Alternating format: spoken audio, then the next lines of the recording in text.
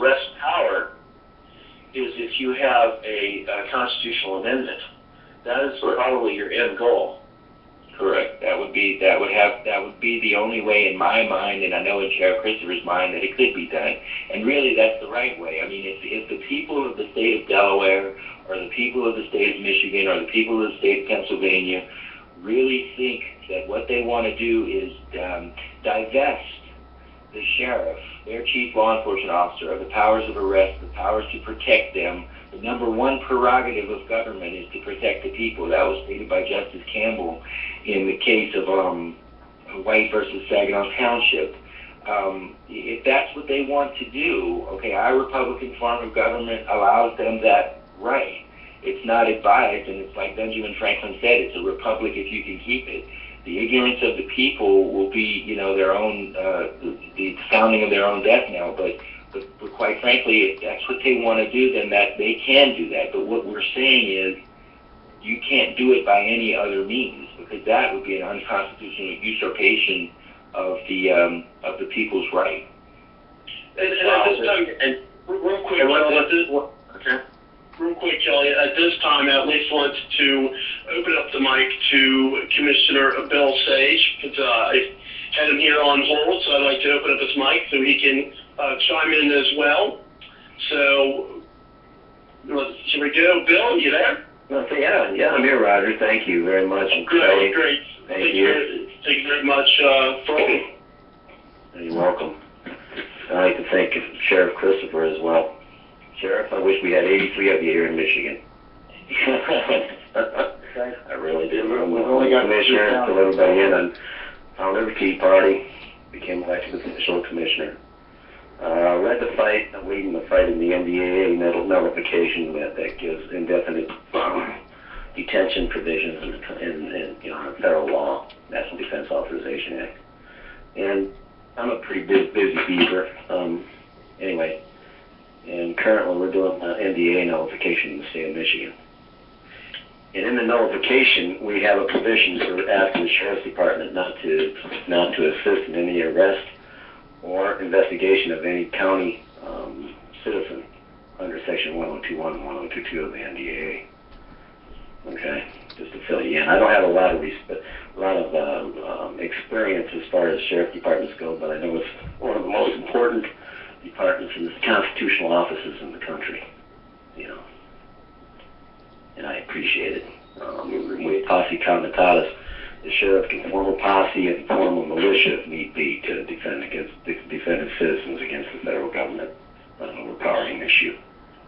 Well, I did that. You got some good points there. And Sheriff Christopher, why don't you tell us the good news about Sheriff Arpaio in Arizona, how many people he has on his deputized posse? You're friends with him. Obviously, you're friends also with Sheriff Lopi in my county, whom I talked with today. Anyway, hopefully he'll be joining us here a little after 8 o'clock. And, but yeah, sheriffs are getting it. They're getting it, Sheriff Mack. Real quick, Kelly, and that would be 11 o'clock Eastern time for all the folks here on the East Coast or Midwest. Go ahead. Okay, yeah, sorry. So anyway,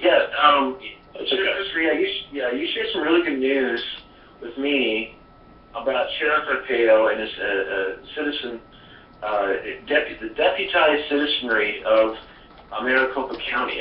Go ahead and share some good news there.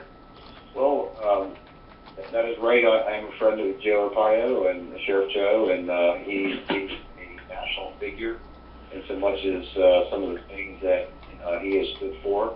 And one of the things that he makes no bones about is his posse, and what that is, in essence, is citizenry that is trained and armed and volunteer under the sheriff, under the direction and control of the sheriff, at no cost to the taxpayers. These people, often armed as well as persons with assistance in the categories of knowledge and research and history and just about everything that you can think of, even in medical fields. Sheriff Arpaio enjoys retired investigators. No doubt most of the listeners have remember the investigation of the birth certificate of the President of the United States. In fact, Joe told me himself that he ordered his posse members to go out and prove the president correct and right with his claim that everything is legitimate. In fact, he said to me that it just couldn't be found. The evidence was not there. In fact, that the president was correct. And some of these things that a sheriff can do, besides a grand jury, pulling a jury together, investigating governmental tyranny and all the different things that come from the word tyranny, if you will, of our government towards its people. Many people right now are talking about the Second Amendment challenges. Sheriff Joe was on TV the other night with Piers Morgan, I think his name is, and he was questioned about arming his deputies, and he made mention of the deputy that was shot and killed years ago, and he intends to arm his deputies, including his posse members, and especially his sworn deputies, with automatic and semi-automatic weapons to protect themselves and to protect the people of the county. If a law enforcement officer doesn't have that ability, then what's the sense of even having a law enforcement agency to do that? And of course, you add the tradition into it. Sheriff Joe goes back and relies heavily on the Constitution and his constitutional authority to do that, to carry a posse comitatus status. And when I mentioned that in Delaware, my detractors, I thought they were going to perform a self-scalping measure that, oh my gosh, this sheriff, this rogue sheriff in Delaware, how dare he think that he has the power to bring and swear in posse members to protect our society from everything from drugs to breaches of the peace, right on up to our government, our own government, reaching in, or I should say overreaching in, and taking away our Second Amendment rights. And once you give up that, you might as well open the door, because there's going to be a flood of challenges with every other constitutional right that every citizen has. If I might, are you familiar with Mike Raines from Eaton County, Michigan? Sheriff Raines started a group called the Guardians of the Constitution. And what he does, he signs up patriots with concealed weapon permits onto the posse comitatus, and of which, if there's ever martial law ever gets declared by our president, it would automatically kick in the gentlemen that have the concealed weapon permits and to be deputy sheriffs, so they could not have their gun rights taken away. Are you familiar with that, Sheriff Christopher? I am, and I've had that request given to me by many here in my own county, and I only wish that Kent County and Newcastle County, the only other two counties that we have in the state itself, that they too would realize and understand what this is really all about.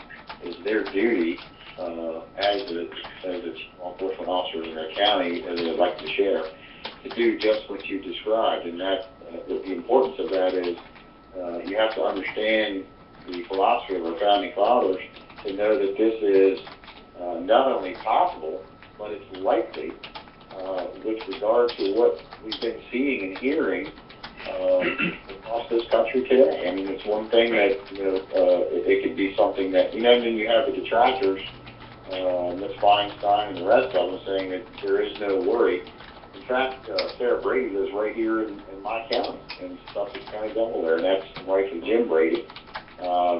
And that's the reflection of the Jim Brady bill that Sheriff Mack turned away in his own county, the Graham County, Arizona. But yes, I've heard of it. I think it's a great idea. I think it's one of the things that the people should now get themselves educated about, because it's all about the people to begin with, and that's what it really stands for. Well, yeah. Well, Sheriff Christopher, I want to ask you a question. And it sounds like Commissioner Gazer, you got some good people there, but I want to hear the good news. I know you told me over the phone, because you got more of a direct line to Sheriff Arpaio. How many people does he have? Do you have a number for the number of people in the citizen deputies? Are you talking to me? Yeah, Sheriff Christopher. Yeah, how many people does Sheriff Arpaio have? I don't know if he's ready and willing to give an exact number, but I can tell you this, I know that he has some 15,000 at his command. I'm going to repeat that. 15,000 people who are following the sheriff. They have concealed weapons permits or they've gone through some background check. So 15,000 citizens are helping the sheriff. And that figure may include his regular sworn deputies as well as his posse comitatus status people. But I can tell you that he certainly knows what he's doing. He has implemented a program that trains these people. In fact, it was questioned the other day on that show that I mentioned earlier. The insinuation was given by the reporter that you're just pulling people off the street, and Sheriff Arpaio made it very clear that he wasn't. He said clearly that these people are hand-selected. He knows who they are. He knows what their background is. A lot of the members, no doubt, are retired police officers, retired agents, retired government officials that have worked throughout their career to know what it is to enforce the law to some measure or another. And Sheriff Arpaio takes great pride and should. And I applaud him for taking the action and taking the fun stuff, and recognizing that his county, with all the people that are in his county, that's a huge place. I don't know if you've ever been there or read up on it, but I didn't realize so much that the county was as vast as it was and it had as many people as it does in the Phoenix area. So, he is preparing himself for what may come down in the way of a challenge from the federal government, but he certainly knows how to be a sheriff in his county for sure. Yeah, that's such an awesome example. I want to ask our commissioner here a question here first, but I did want to point out Sheriff Arpaio has appointed some of his deputy, the posse. Okay, I'll just call it what it is. We're out west there, we can do that. He has been asked and appointed at least for 30 schools in his county for some of his posse members to stand there at the school with guns. And, some might think, oh, that's kind of crazy. But you know what? I'll bet you the kids love it. They go home. I bet some of them have heard the stories. And the parents are in great appreciation. And these people are unpaid, by the way. They're volunteers. So I wanted to ask Commissioner Gage here from Michigan, I wanted to ask him what his thoughts would be if all the other commissioners were like yourself, if the Board of Commissioners would be interested in funding at least some of the expenses of these deputized guards, if you will, at the schools. What would you like to see happen as far as funding, and particularly the funding of someone just like Sheriff Christopher, who's had his funding cut? I mean, what are some of your thoughts here? Well, I'm not much on extra governmental funding. I'm actually, I'm a patriot. Okay, I'm all for posse comitatus. I'm all for having guardians of the Constitution, where upon martial law, you have a bunch of guys in your county that become sheriff's deputies automatically. Automatically. Have a concealed weapons permit with the right to keep them. Damn right. And I'm all. Thank you very much. And Great. Thank you. Thank you very much for all. You're welcome. I'd like to thank Sheriff Christopher as well. Sheriff, I wish we had 83 of you here in Michigan. I really did. I'm a commissioner, fill everybody in, and found every Tea Party, became elected official commissioner. The people's right. And at this time, and real quick, Kelly, at this time, I at least want to open up the mic to Commissioner Bill Sage, because I had him here on hold, so I'd like to open up his mic so he can chime in as well. So, should we go? Bill, you there? Yeah, I'm here, right. It's not advised, and it's like Benjamin Franklin said, it's a republic if you can keep it. the ignorance of the people will be, their own, the sounding of their own death knell. But quite frankly, if that's what they want to do, then that they can do that. But what we're saying is, you can't do it by any other means, because that would be an unconstitutional usurpation of the arrest power. Is if you have a constitutional amendment, that is probably your end goal. Correct. That would be the only way in my mind, and I know in Sheriff Christopher's mind, that it could be done. And really, that's the right way. I mean, if the people of the state of Delaware, or the people of the state of Michigan, or the people of the state of Pennsylvania really think that what they want to do is divest the sheriff, their chief law enforcement officer, of the powers of arrest, the powers to protect them. The number one prerogative of government is to protect the people. That was stated by Justice Campbell in the case of White versus Saginaw Township. If that's what they want to do, okay, our Republican form of government allows them that